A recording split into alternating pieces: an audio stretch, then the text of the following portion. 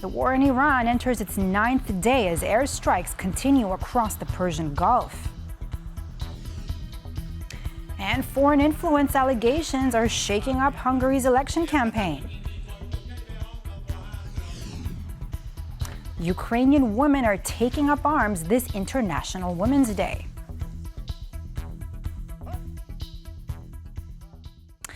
Ukraine is preparing to bring its battlefield expertise to the Middle East. President Volodymyr Zelenskyy announced that Ukrainian military experts will be deployed to help allies counter Iranian-made drones, the same type Moscow has used in its attacks against Ukrainian cities. Péter Magyar reports on how Kyiv hopes its anti-drone expertise could potentially strengthen Western cooperation and secure continued support for Ukraine.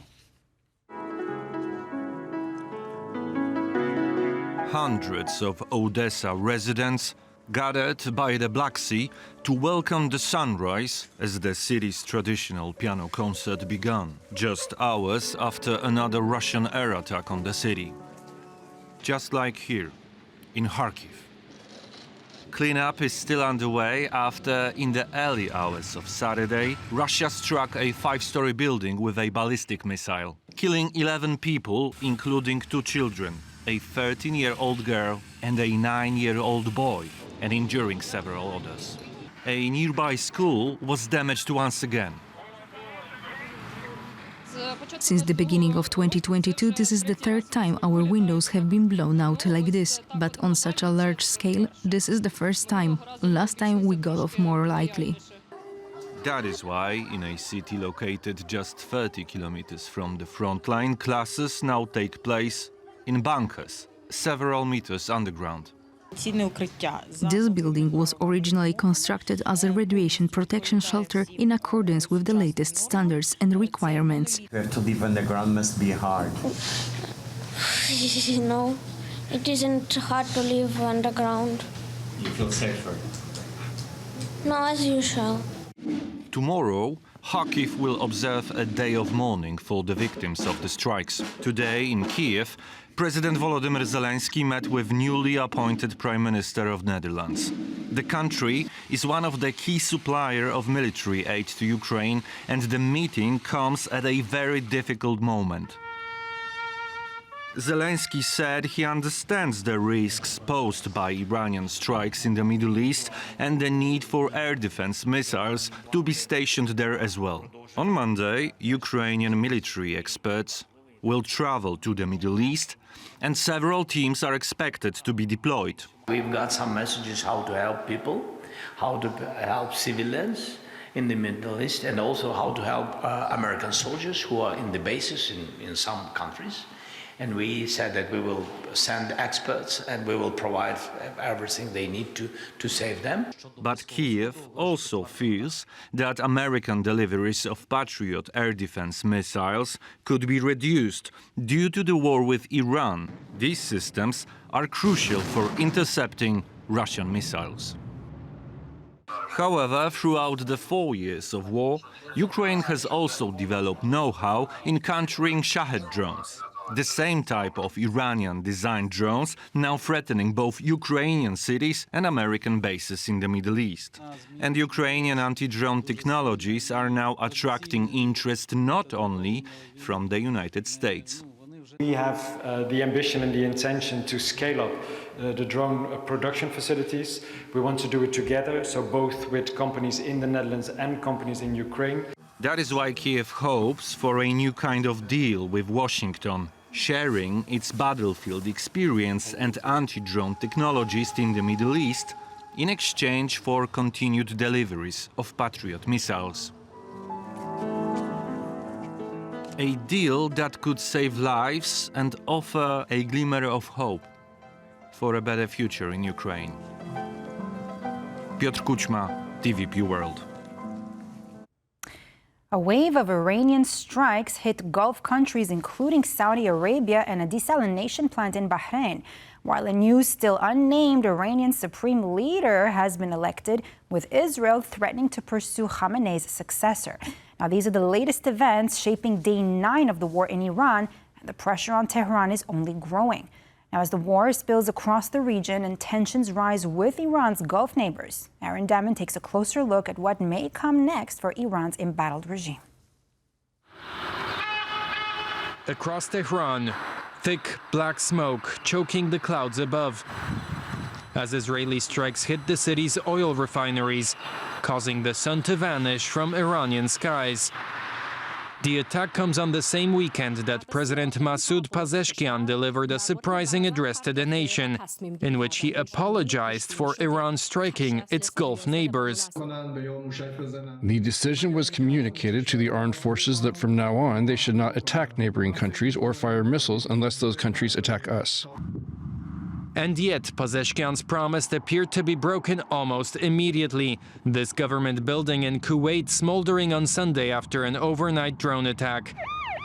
These pictures showing the destruction in Bahrain, with the country also accusing Iran of hitting a desalination plant. And as we go to air, Saudi Arabia's defense ministry saying 2 people are dead and 12 injured after a projectile fell on a residential location in Al-Kharj, close to the country's Prince Sultan airbase. Even so, the Iranian president is fiercely urging unity. If we have disagreements among ourselves, we must resolve them internally and not allow Israel and the United States to use these disagreements to carry out their malicious intentions. It's these disagreements that one former American counterintelligence agent says could lead to a split in the regime. Look, the IRGC is the power, as I said, in Iran, and they are the most devout, the most hard-line folks in Iran. They call the shots. They don't just control the military or the intelligence services. They control the infrastructure. They control the finances. They control pretty much every facet of Iranian life, education, and so forth. In fact, the Islamic Revolutionary Guard Corps, or IRGC for short, reports directly to Iran's supreme leader, not to President Pezeshkian, shifting all eyes to who will be selected as Ali Khamenei's successor. There are indications that consensus has been reached among Iran's 88-member assembly of experts, with, quote, some obstacles remaining. Mojtaba Khamenei, the late supreme leader's son, has been viewed as a frontrunner, and Israel is already putting a target on the back of whoever is publicly named. We want to tell you that the hand of the State of Israel will continue to pursue every successor and every person who seeks to appoint a successor. On top of that, the would-be appointment of a new supreme leader highlights the tall order U.S. President Donald Trump faces to bring about regime change. What are the circumstances where you'd send in ground troops? How are you thinking about that? I don't even want to talk about it. I mean, it's... I don't think it's an appropriate question. You know, I'm not going to answer it. Could there be? Possibly, for very good reason. Can change truly happen in Iran without America deploying some kind of troops on the ground? Continuing airstrikes and air power alone are not going to result in regime change. As I said, the IRC is the folks that really do control what's going on in the ground, in a country of 93 million people. With President Trump now dismissing the idea of deploying Kurdish fighters too, there appears to be little breakthrough in turning over the defiant Tehran leadership. The Islamic Republic's armed forces are fully prepared for a full-scale war for at least 6 months at the current pace. That claim only appearing to foreshadow more bloodshed and intensify the military standoff spilling over into the Middle East. Hungary's election campaign is turning increasingly bitter, with accusations of foreign meddling now flying in from both sides. While Viktor Orbán has long accused opposition leader Péter Magyar of operating under Ukrainian influence, Magyar is now claiming Moscow's spies are working to impact next month's parliamentary elections. Randy Potts has more. At a campaign rally this weekend, Hungarian opposition leader Péter Magyar leveled a bombshell accusation, claiming agents from Russia's military intelligence service, GRU, have arrived in Budapest to interfere in the election. Since 1956, Viktor Orbán is the first to invite the Russians into our country. We demand an immediate end to foreign interference in the Hungarian elections. Independent reports have linked this alleged operation to Sergei Kiriyenko, a Kremlin official previously accused of running influence campaigns and troll farms in Moldova. According to the confidential information, 3 Russian officers of the GRU, the Russian military secret service, deployed to Budapest in a diplomatic coverage and diplomatic cover, and they started to help the government campaign. Allegations of foreign meddling have also been leveled by Orbán's government, which recently detained 7 employees of Ukraine's state-owned Oshad Bank. Although the employees have since been released, the bank says its vehicles and valuables have still not been returned. Oshad Bank was using 2 separate vehicles to transport 40 million, 35 million euros in cash, and around 9 kilograms of gold. We demand an explanation as to why the Ukrainians have transported such a staggering amount of cash through Hungary in recent months. What is the money being used for, and whose money is it? As Hungarian officials accuse the Ukrainian bank of money laundering, Ukraine's Foreign Minister Andrei Sybiha called Hungary's detention of Ukrainian citizens a provocation. We will not allow kidnapping, and this is also an act of hijacking Ukrainian property. We also see the Russian trace here. On the campaign trail in Hungary this weekend, Prime Minister Viktor Orbán suggested pro-Ukrainian voices within Hungary are being paid by external sources and suggested the recent seizure of Ukrainian cash and gold was proof. We just want to know what the Ukrainians are doing with this vast amount of money in Hungary. Throughout the campaign, Orbán's focus has not just been his main opponent. Get tensions not only with the challenger, Péter Magyar, who is a real challenger, but with the EU on the one hand and with Ukraine on the other hand. And this is the traditional strategy of Orbán, singling out some enemies, in quotation marks, and he comes as the great savior, as the defender of Hungary. As both Orbán and Magyar gear up for even larger rallies on March 15th, a national holiday in Hungary, independent polls show Magyar's opposition TISA party leading the race. Elections are scheduled for April 12th. For TVP World, Randy Potts. Germany's region of Baden-Württemberg held state elections on Sunday. Although local, the vote is widely seen as a test for German Chancellor Friedrich Merz and his Christian Democratic Union Party. Let me now bring in our correspondent, Sasha Farbach, who is on the ground in Stuttgart. Sasha, good evening. Now, you're there. I want to know something. I mean, if exit polls actually hold, what could the result mean, not just for Baden-Württemberg, but for the broader political balance in Germany? Please do walk us through these exit polls. What do we know so far? Yeah, good evening, Diana. You're exactly right. That's a good question. Now, this is the scenario, as you rightly said, we're dealing with exit polls. Now, that's going to change as those official numbers come in. We're right here in Stuttgart by that local parliament. Let's see what we know. And right now, the hope was, well, CDU, the Christian Democrats, as you said, one of the leading parties here in Germany, and that's the Chancellor's Party, wanted to win this. I mean, this is their heartland. They've come out on the latest exit polls that we have in second place, around 29%.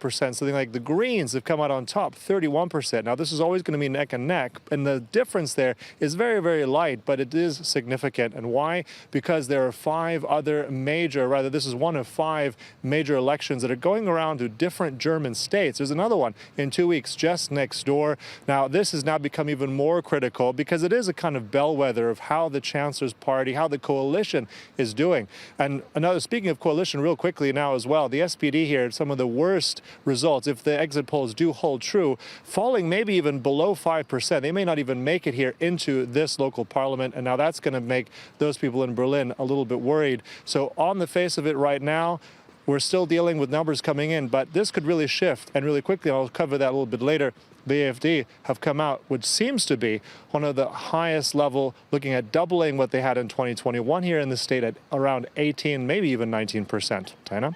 Yeah, we saw that graphic right there. And just really, really quickly before I let you go, how do you think that it's significant, the result there for the AfD, and do you think that it's going to actually impact the party's role in German politics?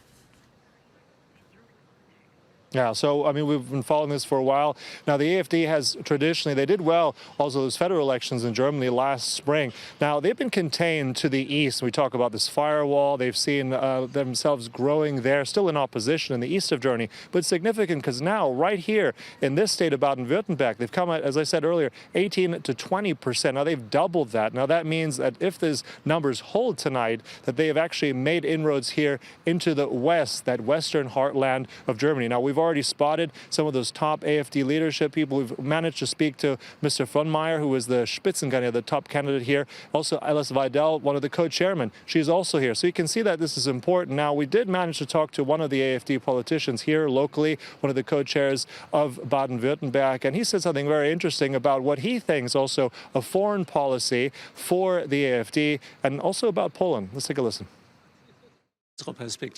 From our perspective in Baden-Württemberg, we are strong advocates of building up defense capabilities. This sends a clear, strong signal to anyone who enters Germany with dangerous intentions that there will be consequences. And that can only work with a strong army. Poland is a role model here. They have rearmed accordingly and are now capable of defending themselves like never before. That should also be the credo of the Federal Republic of Germany and also of us here in Baden-Württemberg.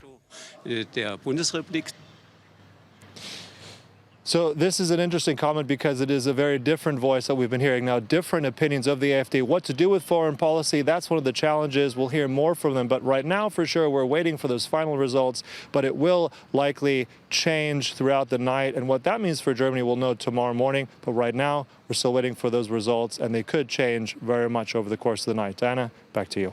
Thank you so much, Sasha Farbach, coming to us live from Stuttgart. March 8th is International Women's Day, a day usually marked with flower gifting and celebrations. But for many women on the front lines in Ukraine, the reality is very different. Instead of flower bouquets, they have taken up weapons, drones, and uniforms, playing an increasingly vital role in their country's defense. Gabriela Jelonek has a story. The 8th of March is recognized as International Women's Day and usually involves receiving flowers. But due to the Russian invasion, women in Ukraine had to swap them for weapons and military uniforms. Women in the army are no longer an exception. According to the Ukrainian Foreign Ministry, over 75,000 women are part of Ukraine's armed forces. Female soldiers serve as paramedics, they cook, but also fight on the front lines. For example, a female unit known as Bucha's Witches shot down drones targeting Kyiv. I couldn't just sit at home. I wanted to do something right from the start. And when I heard that there was a brigade of women defending the skies, shooting down drones, I immediately wanted to join them. Even if it's raining, snowing or hailing, you must hold on. We never leave our positions. I'm not in such a panic anymore. On the contrary, I can even calm a guy sitting next to me, telling him, "Calm down. Everything is fine, it will fly by in a moment." Ukrainian female soldiers emphasize that military service and uniforms don't make them feel any less feminine. That's why they make sure to wear makeup. It's their way of demonstrating that the enemy and the war haven't taken their dignity. People don't understand that although we serve in the military, we are also women. We want to be well-groomed, beautiful. Why do they care? I'm here and I serve. Ganna Suvorkina is a fashion designer that makes military uniforms, especially for women, as the ones sewn for men are too big and heavy. Uncomfortable clothing can put them at risk when on the front lines, especially in situations when swift movement can save their lives. We didn't really think about it too much. We chose fabrics that were lighter and met certain requirements. But female military service is not limited to countries at war. In other European countries, many women decided to join their national armies or at least undergo military training because of the threat from Russia. I followed the Russia and the Ukraine thing at first. But now I say, what happens, happens. I'm ready. I have a calling to serve in the army. I love our country and I want to contribute to its defense. I really wanted to complete my military service, so I'm glad I ended up here. If there is a war, we will go into battle. Female soldiers come from different professions but share one choice: to defend freedom, protect lives and peace, not only in Ukraine, but across Europe. I'm not afraid to die. I'm afraid not to find my husband and my brother. For TVP World, Gabriela Jelonek. With the war in the Middle East escalating, questions are mounting about its impact far beyond the region. From energy and shipping disruptions in Europe to concerns over Iran's growing ties with Russia, the stakes are high for the West. My guest this evening is William B. Taylor, former U.S. ambassador to Ukraine. Ambassador, welcome to the program. Now, let me ask you straight up, I mean, with everything that's been going on, first and foremost, Ambassador, does this look like it's going to be a long war in the Middle East whose impact we are already, unfortunately, witnessing here in Europe as well? Diana, you're exactly right. We're seeing the impact of this war in Europe, in particular on Ukraine.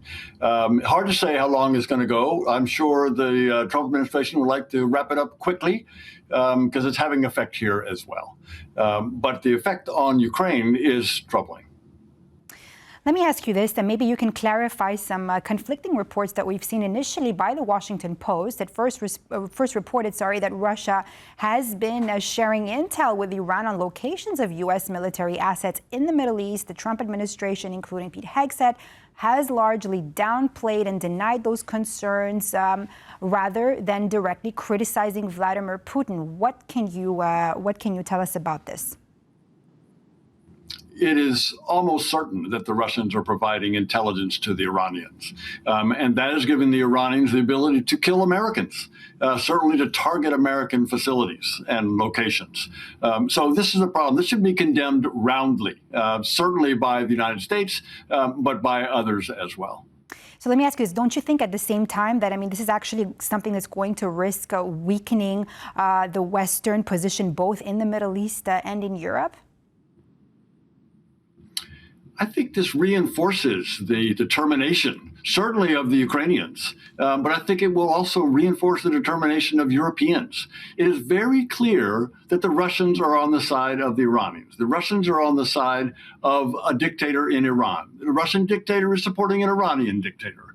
And so this clarifies it for Ukrainians, for Europeans, and for Americans. And do you think if Russia actually is coordinating with Iran, like you're saying, while Europe is facing a growing instability, of course, with our next door neighbor that's in a complete war with Russia, as in Ukraine, do you think this is going to somehow create a two-front security challenge for Europe? I think the Europeans understand, the West Europeans, the East Europeans, the European Union, the European members of NATO understand that Russia is the main threat, that Iran is not the main threat to Europe. It is clearly Russia.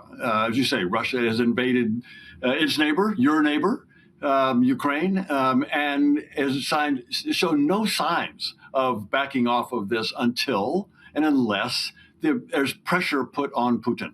So that's where the focus needs to be. And I think this demonstration, the Russians providing this intelligence to the Iranians, this demonstrates where the Russians are and why they need to be opposed. All right.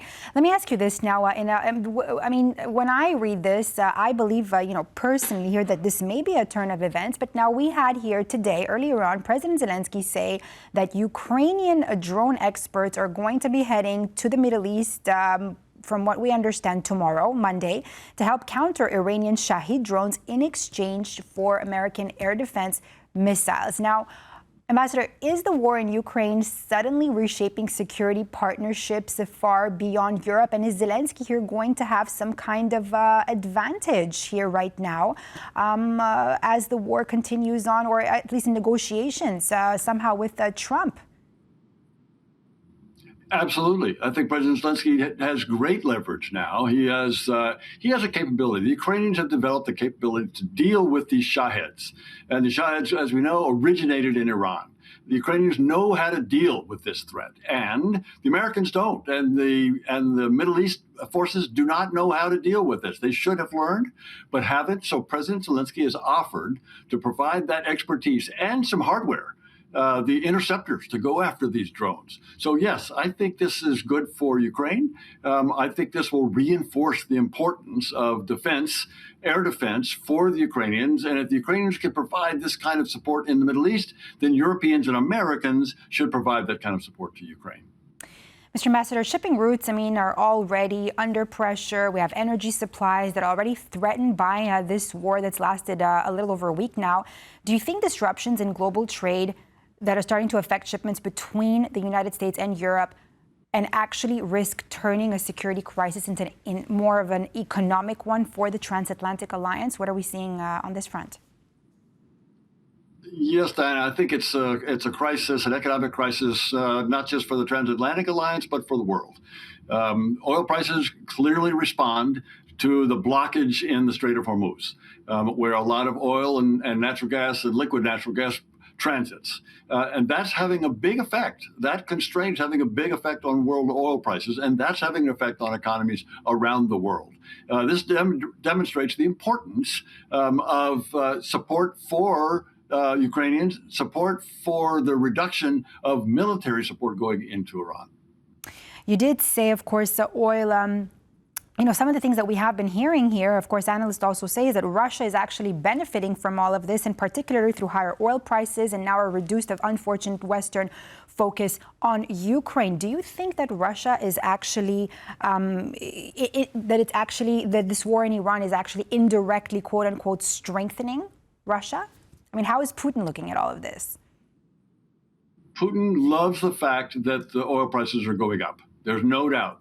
The United States and Europe and Ukraine were having a real effect on the revenues going into the Russian economy from the sale of oil and gas. Oil prices were low. Shadow fleet was being taken out. But this increase in oil prices means that Russia can sell its oil for more than it could a week ago, and that is benefiting the Russian war economy. So yes, I think Putin is taking advantage of these higher oil prices to enable his fight, his aggression against Ukraine to continue to be funded. Ambassador, I want to ask you whether you agree or not on, do you think that the United States is actually finding itself largely alone in this conflict with Iran? Did it anticipate all these attacks on U.S. bases in the region, that it's gone to this extent? I think this demonstrates, Diana, that the United States needs allies. The United States needs allies both in the Middle East, but also needs European allies, and needs Far Eastern allies, needs Japan and South Korea and Australia and New Zealand, needs all of the NATO allies for all kinds of support, whether it's enforcing sanctions on the Russians to continue to squeeze them by going after the shadow fleet, like many European nations have done, along with the Ukrainians and the Americans have gone after the shadow fleet. America needs allies, and I think this war is demonstrating that. Demonstrating that in what way? Did Donald Trump find, because for all this time, for months now, he's been saying, that Europe needs to step up. Europe needs to spend more on its defense. Europe needs to, slowly, he's been kind of showing one thing. And now here you are saying that, maybe America here realizes that it actually needs European allies. Both things can be true, Diana. Both things can be true. That is, the Europeans do need and are stepping up their capabilities. They're stepping up their military capabilities. They're putting more funds into defense. That's important for European security. It's also important for NATO. It makes NATO stronger if Europe is stronger. The United States is now very supportive of a strong Europe. Very supportive, so that Europeans can take on more of these tasks, more support for Ukraine. But it is also important, we Americans, we have understood now even more than we did, the importance of having bases in European nations. Those bases from which we can pursue other kinds of conflict, like the one in Iran, are important to us. So again, the United States needs allies, but the United States needs strong allies. So the United States is glad to see the Europeans stepping up their military capabilities. Mr. Ambassador, just very briefly, in under a minute, if you can tell me, do you think that the United States, along with the State of Israel, are actually going to be successful to implement, or at least to try to implement, a regime change in Iran? Very briefly. it's not clear what the United States is after in terms whether it's regime change or not. There's some indication that clearly the Israelis would like to see regime change, but the United States doesn't have the ability to do that in Iran without going on the ground, and there's no indication that President Trump's ready to send any troops to the ground in Iran. Thank you so much, William B. Taylor, former U.S. ambassador to Ukraine, for all your input with us here on World News Tonight. Thank you, Diana. And that's all for this edition of World News Tonight here on TVP World. I'm Diana Skaya. Thanks for watching, and stay with us here for more on TVP World.